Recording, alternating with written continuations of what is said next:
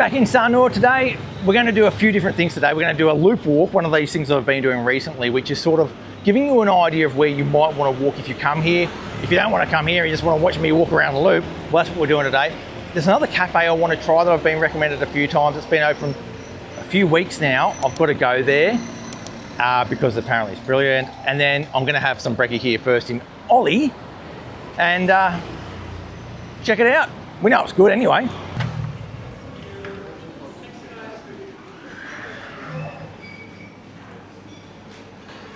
This is the story down here. Love this. Hello, how are you? Good, good. So the thing about Olli that I really love, it's quite modern and fresh, but it's still quite simple concepts, you know, baked goods and that sort of thing. The coffee's really good. Staff are amazing. And their cakes and so forth are just really, really good. So this is a lemon tart. I'll check it out. Thank you. Really love the tartness of that, and the sort of the lemon curd in there is quite light, and then they put a bit of grated lemon skin on the top. It's really nice. One of the things that's been happening in recent times is a lot of people have been paying it forward by buying me a coffee and a cake down here, and I really appreciate it. There's actually a lot of people doing it, so I can't sort of call you out name by name because there are a lot of people who have just shouted me a coffee. So cheers for that. Mantap. So I've just bumped into these two guys. Adam. Dale. And Gina. Dale and Gina, where are you from? We're from Perth. And what's your story? What are you doing here? Holidays or? We're both retired, so we just travel around a bit. We spend time at our place in Australia, and we spend a month in Bali, then we go to Thailand, then we go home, and then we just keep on repeating. So a bit of a hybrid arrangement. Yes. Yeah. And is that working for you at the moment, is it? It is. Is it? Are you loving it? Yes. Yeah. We've been doing that now since probably about mid last year. Yeah. So we both retired and we decided just to... Do you have anything in relation to family that sort of might cause you sort of pause for reconsidering some of these things, or is it for you you're fairly free? Yeah, or my dad's sort of getting in the high 80s. Yeah. Down a lot, so that's always in the back of your mind. Yep. The health of your parents, but we're just I guess a cheap flight away if we're away and something happens. So, yeah. And not my parents back home, but as Gina said, it's pretty easy to get back home if something happens. Yeah. That's sort of the way I handle it as well. Just jump on a plane if you need to, but rather than delaying your own life, just get on with it. Yes. You don't know. Yeah, you don't know, do you? Yeah. So it works for us. We've been coming to Sanur now since 2014. So Yep. I think nearly 12 years. And it's changed a bit, but it's good. Yeah, that's good. Hey, look, it's really good to meet you, Dale and Gina. Lovely to bump into you. You too. Oh, you probably, if you're here for another month, you'll probably bump into me a few more times, especially around here. I hang around like a bad smell around here. So. All right. Food here. Yeah. All right. Thanks, guys. Enjoy your day. See ya. All right. See ya. I was just about to walk away from Olli. I'm still stuck outside because Andrew here said hello. And he said he's been watching my videos.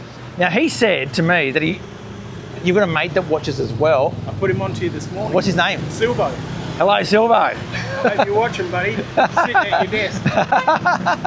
All right, thanks, mate. Thanks, Adam. Have a good one. See ya. All right, let's get stuck into this loop. I don't know if I'm going to get around today, but I have to. So I'm going to have to speed along this footpath and see where we end up. So the general plan for this walk today is to go inland a little bit in some of the back streets. So I'm walking south from Olli, and then I'm going to turn right down Jalan Bumi Ayu. And up there is a cafe that people have been talking about that I'm going to go to. So let's check it out. It's called, I would pronounce it if I'm saying it in Indonesian, Laure. If you're French, which that may be, I don't know how you'd say it. This is Jalan Bumi Ayu, which then comes up to the end and then splits left and right. Down here, there's a few good places like Oliver's place, which I've never been to, but everyone raves about it. So, and always in the comments, oh, you've got to go to Oliver's. I haven't been there, I just haven't got around to it. I probably should. And the other place I really love down here is Lila Warung. is down here as well, which I really love. Lilla Warung, which is right here, is the sister of Lilla Pantai, which has just opened. Well, there's their buy one get double.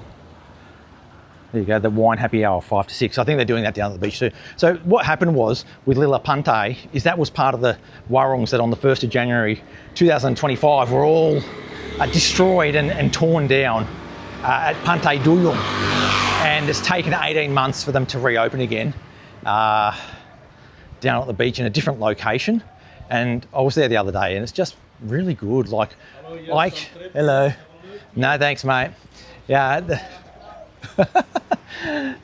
The funny thing is that, well, that guy was funny, but the funny thing about Lilla Pantai is that I went there on the opening day and you'd expect chaos and all that sort of stuff. But everything I had that I ordered was absolutely brilliant and it felt like it had been there forever. So they're doing a really good job at firing up over there at Lilla Pantai. Highly recommended. Well, what's your name? My name's Andy. Nice to meet you, Nice Andy. to meet you, mate, yeah. Where are you from, Andy? England, Whereabouts in England? Stoke-on-Trent. Ah, yeah, from Stoke-on-Trent. I wish I could do a Stoke-on-Trent accent. I just tried to do it a little bit there, but I couldn't do it. What's your name? Early. Early. Early, yeah. Where are you from, Early? Borneo, Balikpapan. Balikpapan. Yes. Oh, wow. I don't meet too many orang Balikpapan. Really? Not many orang Balikpapan. Where did you meet? In Balikpapan. Balikpapan, yeah. Did you? What were you doing in Balikpapan? You were doing Working, yeah, oil and gas. Oil and gas. Yeah, Of oil course and you gas. were. Yeah, yeah. Massive area for oil and gas. yeah. That's an expensive city as well, isn't it? Because of Yeah. the oil and gas. Is that Yeah, right? yeah. It's like Palembang, I think, is a similar sort of high standard of living city, isn't it? Oh, right. Well, that's pretty cool. And where do you live? Just down on this gang here. Do ya? Yeah. Oh, right. So how long have you been living here for? In this gang here, Well, in Sanur? in Sanur, we've been here how long? Almost 2 years. 2 years. We just built this. Did you build it? Yeah, we just knocked it. We knocked one Can I down. have a look at it? there. Yeah, of course. Let's go and have a look. Okay, so we're with Andy at Villa Gaia. Let's go and have a look at his house, a little sticky beak. Oh, wow. Got a couple of little Jack Russells here. Hello. Oh, wow. You're excited, aren't you? You're excited. Ah! That's two. Oh, wow. They are very cute. All right, so we're going inside. Wow, look at this place. Amazing. Wow, this looks very, very classy, mate. So how big is the block? 156. 156. So 156 square metres sounds small, but this is what you can get on 156 square metres, like quite a large, spacious property. Look how modern it looks. Wow, this looks like a fantastic place. Love your coffee table, by the way. Yeah. That's from on the bypass. There's a Caillou place in the bypass. All right, I thought you might have gone to Kalimantan and chopped down a tree yourself. Yeah. Yeah. Oh, it's expensive, isn't it, to get that hardwood these days? Yeah, this is Doolin, yeah. Beautiful pool area. Wow, this is a fantastic place. This is the secret bunker. What's down here? Because you've got no storage in Sanur, Yeah. we decided to Oh, what? create this space. A basement. Basically, yeah. If you go any deeper, you end up hitting the water. Yeah. What we wanted to do is keep it above the water, obviously, and then it's just enough head high, but it's perfect for the storage. Wow. All right, that's a laundry area. Oh, nice. Nice laundry area you've got there. So what have we got here? That's 20 kilowatt battery. Yep. And this is a hybrid inverter. Yep. So there's 10 kilowatt of solar on the roof. Yep. The hybrid inverter will convert, obviously, the sun as we're running throughout the day. That'll power the house easily. Yep. And then we charge the batteries, and the batteries kick in at 10 o'clock at night and run through to about 4:30 in the morning. Yeah. And do you think, from a financial perspective, it makes sense, or is this? Absolutely. Oh, so you're going to save a bunch of money by Yes. just. So what I don't get then is why is not everyone else doing it? I don't know. This system will pay itself in 7 years. Wow. I've done the calculations, but yeah, it's great for the environment. Obviously, it's great for Bali, but it's great for me saving cash. The thing I don't get is that if you're running ACs like a lot of people do during the day here in Bali, because a lot of us aren't out at work and stuff during the day, and the sun's beating down on your roof, you should easily be able to get free AC all day. All day. Yeah. So actually running at deck during the day, it tops up the batteries and it runs the whole house for Wow. free. I only pay around about 6 hours of electricity. Wow. Yeah. That's amazing, that is. Yeah. You can sort of... Wow. That's nice. That's really, someone's got a really good eye here. Who's got the good eye for design here? Is it you? Yeah. Is it? Because I'm just seeing little things like that. That mirror is beautiful. Even that little plastic stool there is. Yeah. I mean, most people are just going to go and get a wooden cheap one. You know what I mean? Yeah. Even the lamp's beautiful. Yeah. Look at that. Isn't that a picture? Yeah. Look at this. That's beautiful, isn't it? Very colourful. The same, yeah. Yeah. Exactly the same. Yeah. That's great, mate. So you don't have plans to rent this out or anything. This is your home. No, this is our home, yeah. Yeah. And you're retired now, are you? Tired, yeah. So Yeah. It's easy to get everything. Yeah. Oh, that's cool. What made you choose Sanur as your place?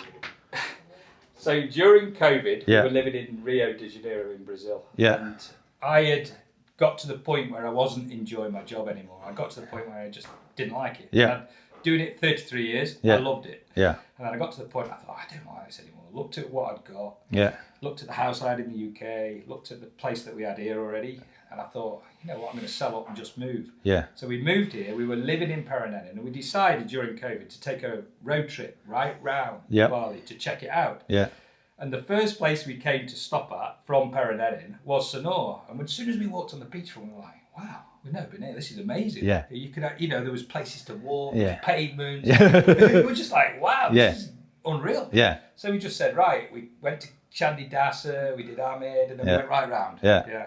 And then when we got back, we thought, right, we're going to find a property. Yeah. And when we looked around literally during COVID, we went to the banks and saw on the walls of the banks there was properties for sale. Yep. And we found this place. And we put an offer in and we bought it. Yeah. Wow. That's amazing, mate. What a story. Shirley's got her own room in there. Oh, is that like a built-in sort of, well, it's like a powder room, isn't it, really? Yeah, powder room. Yeah. And then there's a bathroom. Yeah. Nice. Oh, beautiful big bathroom, that is. Oh, that's great. Yeah. And then we've got an English pub. An English pub, okay, this is intriguing. Here we go. Oh, I thought we were only in a two-story place here. We're going up again. This is crazy. Yeah. We have the dog and sausages. Right. Oh, there you go. Old English pub. Ah, you got the Union Jack up here. Yeah. Oh, this is great. Oh, you got darts as well. Yeah. Oh my God, this is crazy. Yeah, this is mad, mate. This is an amazing little spot. Yeah. And we get the wind off because the sea's right there. Yeah, well, this is the thing here in Sanur is that the breeze is blowing quite often, but you don't feel it because you're down low most of the time. Yeah. So let's have a look at the view. Beautiful. If you stand here, you can actually see the sea. Yeah. But you have to be Oh, sea views. Oh, yeah, there you go. That'll add about $1 million. Oh, yeah, I can see it just through there. Sea views. That, if you were ever going to sell it, that would be the selling point, sea views. So it's all Right, easy okay. to get to. Oh, I love your beer fridge. Nice. Yeah. So this is like your utilities. Oh, wow. All your utilities and everything is here. That's complicated, isn't it? All those pipes. And so that's basically like that, so that if you ever have any problems, it's all in one place. You can come here and fix it. Correct. No, oh yeah, no, that's your solar, isn't it? No, that's on each level. There's a MCB board. Okay. This is the MCB board here. Tell me about your water filter. What's the story here? So we are on PDMA. Oh, are you? Yeah. Yeah. So what we do with PDMA That's water? the town water, basically. Yeah. So what we do is we pump it into the basement. Yep. And then from the basement we pump it up to hit this. Yep. But it goes through this filtration system first. Yeah. So basically it's double filtered, and obviously we've got a water softener, so it goes into the water softener. Yep. This tank always remains with clean water. Yeah. As a backup system, we've got a well. Yeah. Now, if we don't want to contaminate the water downstairs in the basement, we isolate the tank downstairs and Yeah. we just fill this one up Yep. because we can empty this one very easily. Yeah. And then once PDMA is back on, then we Yeah. So the big problem with town water here is that it comes on and off, and they won't tell you that it's going to happen, and it can go off for days.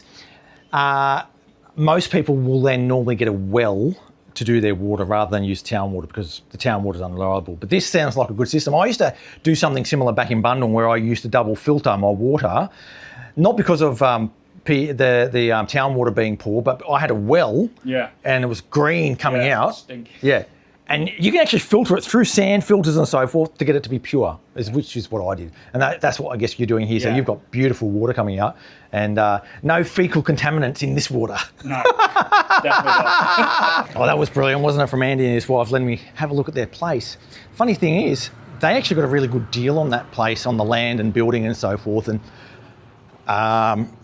the standard of that house is actually, it's like international standard. So the way they went about it, they chose premium materials and so forth. So land and house total was between 5 and 6 M.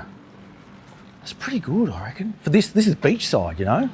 I'm actually going to go here, lower. That was one of the places I was planning to go for the day. So let's go in. Oh no, we'll be right back at 1300. Maybe I should wait for him. Oh well, I won't wait. It's probably going to be another half an hour before he gets back.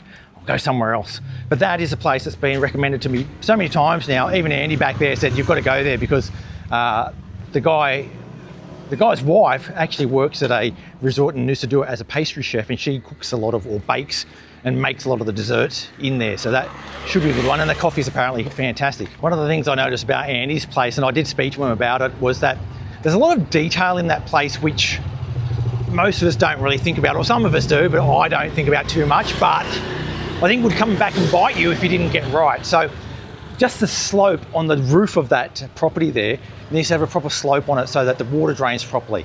The bathrooms, he's made sure that they drain properly, and he did little tests and so forth. I know this is a problem because all the houses that I've been in Indonesia tend to have problems with drainage, the way that the water flows. It tends to pool in places and then it causes leaks and that sort of thing. He even talked about the decking he had upstairs, which is exposed to this brutal Bali weather, which is, you know, boiling hot at 1 minute and then pouring rain, flooding rains. And you need to get good materials for that. So he's using ironwood, which is hugely expensive and very heavy. And he's actually floated it above a little recessed concrete area so that it doesn't get sort of waterlogged. But he's actually had to select things very specifically and get the materials very specifically. So all those little items, he's had to go through and come down every day to the builders and tell them how to do certain things. And he was telling me what he did to get the builders on side and to make sure that they listened to him.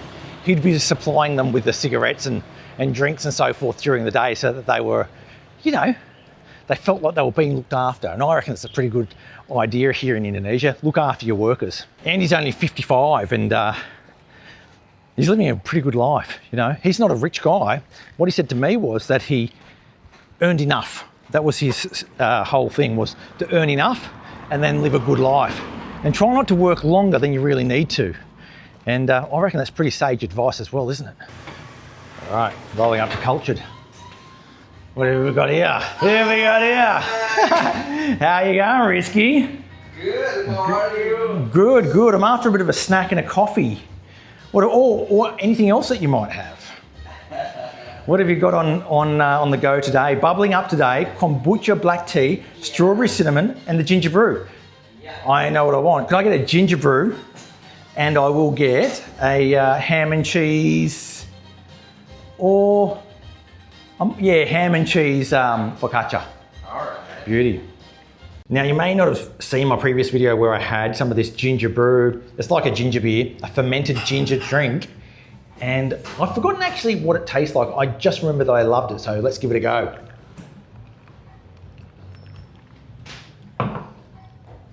Oh, beautiful. It's got a fermented taste to it, but if you like ginger flavour, it's got that strong ginger flavour as well. This whole cafe's premise is that it does fermented stuff because Risky is a crazy fermented person. Like, he loves to do fermentation of everything.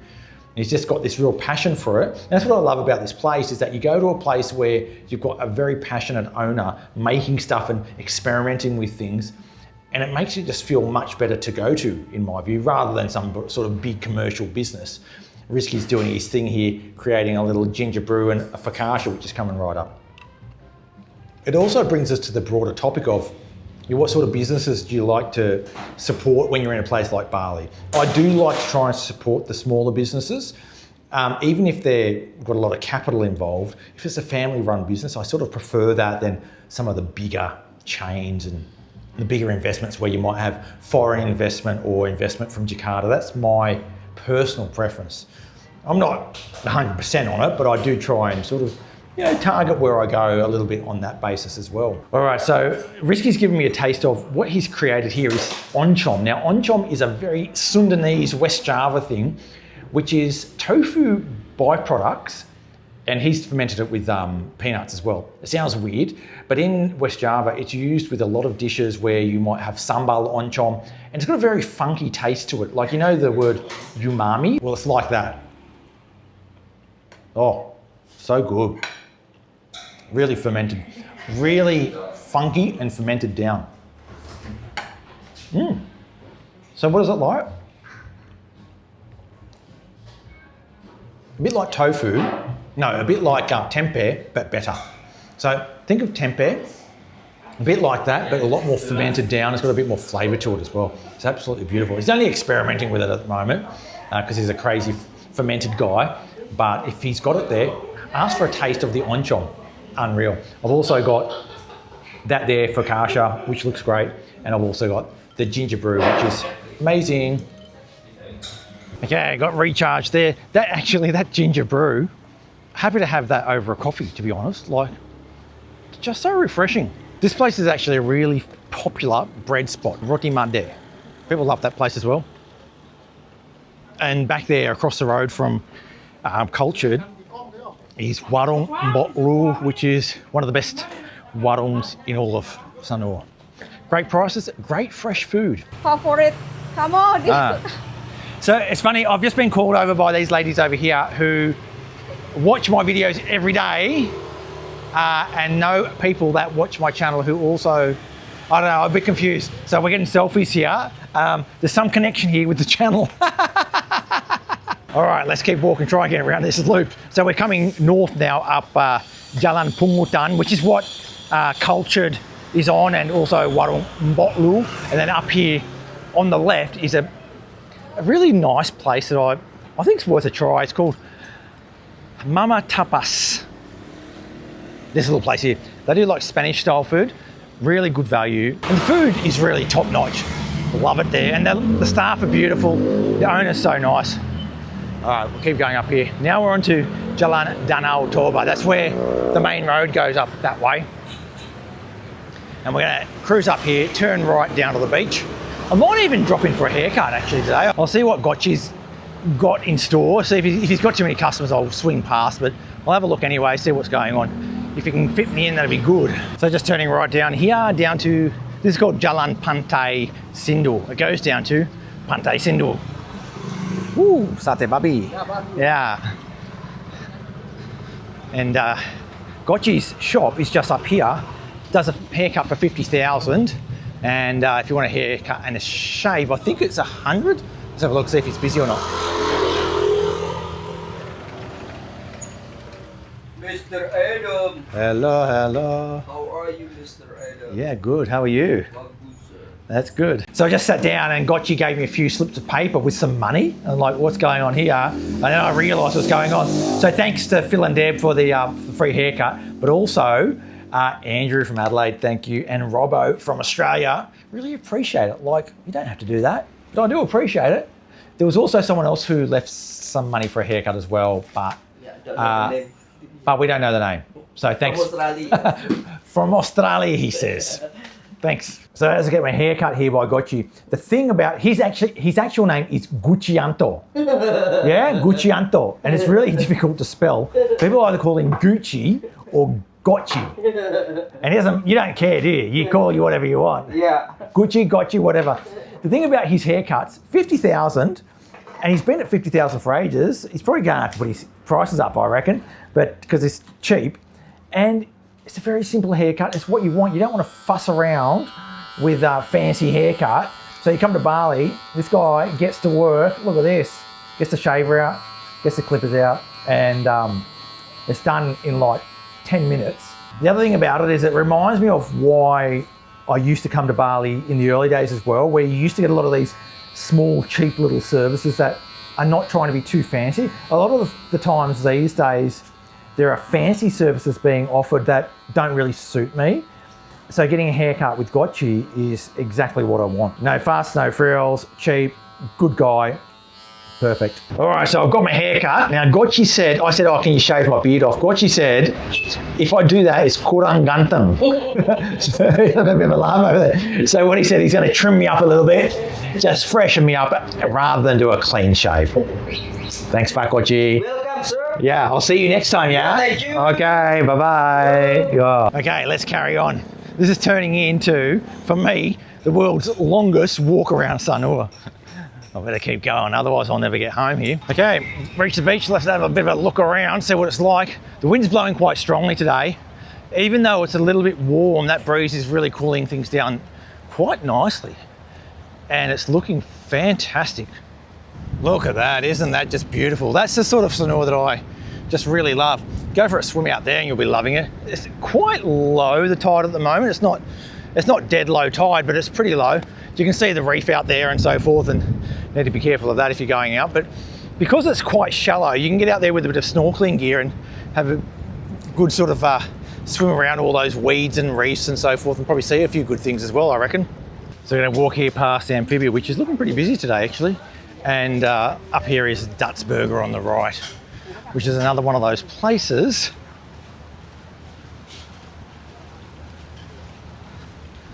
that you've got to try. That Dutzburger does hamburgers, by the way. Just cutting through the Icon Mall here to the other side.